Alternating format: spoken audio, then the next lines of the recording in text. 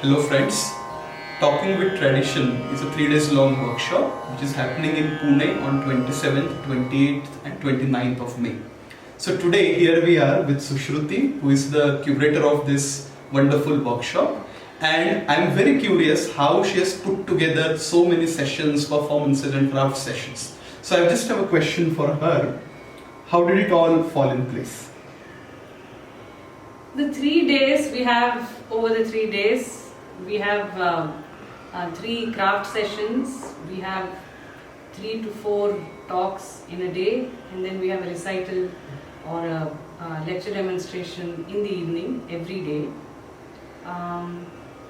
But they are not all separate sessions where experts or practitioners or scholars are going to come and tell us something about their work. This is actually a long story, it's a long conversation. So it is all connected in a certain way because we are trying to get a picture of what Paddhati, of what tradition does for practice. And so, for instance, the first day we have 3 distinct sessions, one on cotton, one on curation of Hindustani classical music, and one on crafting or making of the Rudraveena.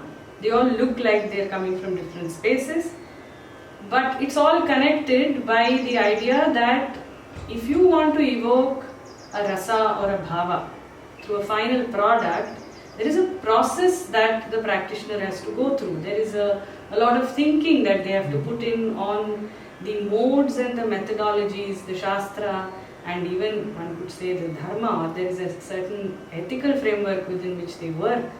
Whether what comes at the end of it, is fabric or an instrument or a piece of music or dance. So that is the thing that's going to connect all these 3 talks together. So when we have this repeating over 3 days, so the first day is just the production of the aesthetic material. The second day will all be about where is this material located. What do you mean by location? Location could be social, in the sense where you perform. Is it an auditorium? Is it a space where, there is a ritual going on? Or is the music itself part of a social ritual? There are so many different spaces in which something like music, for instance, happens. Right. Similarly for crafts as well, it's not always that in the history of Indian craft, crafts have been sold in a market.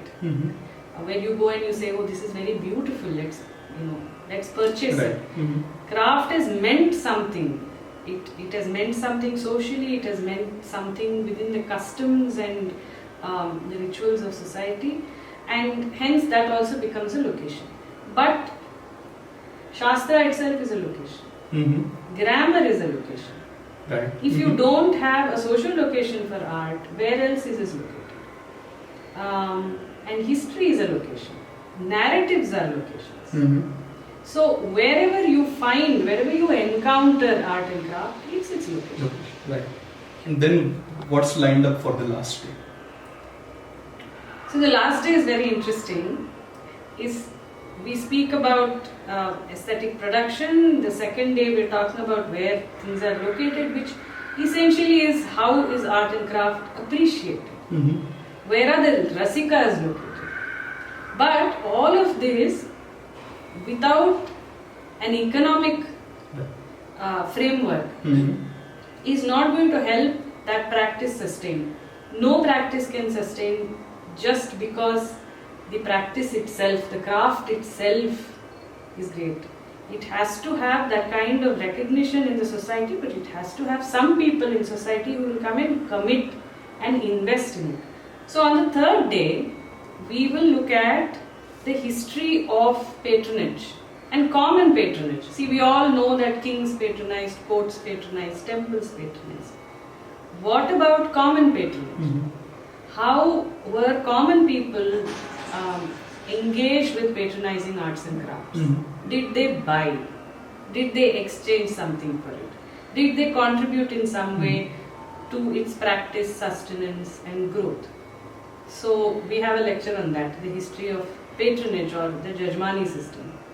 It's a sort of an old concept, but many of us don't know a lot about it. So we are going to have that, and then we're going to switch from history to the contemporary condition of Indian arts and crafts, and within education, and then that presentation on education is followed by a very interesting panel discussion called Markets, Museums and Audiences, which essentially is the framework of patronage today for Indian arts and crafts.